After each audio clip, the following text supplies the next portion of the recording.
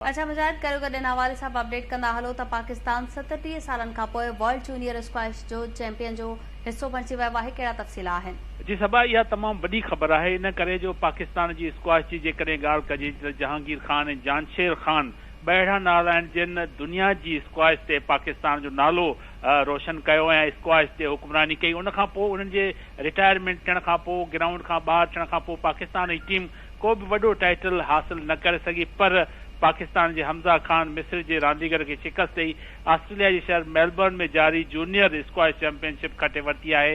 Hamza Khan final match में मिस्र जे मोहम्मद ज़िक्रिया खे 3-1 तां शिकस्त ॾिनी। पहिरें सेट में उनखे 12-10 तां शिकस्त मिली, पर उनखां पोइ उन शानदार अंदाज़ सां रांदि में वापसी कई। 14-12, 11-3 ऐं 11-6 तां कामयाबी हासिल करे उन 37 सालनि बाद पाकिस्तान जे पारां वर्ल्ड जूनियर चैंपियनशिप स्क्वैश जो टाइटल खटण में कामयाब थियो।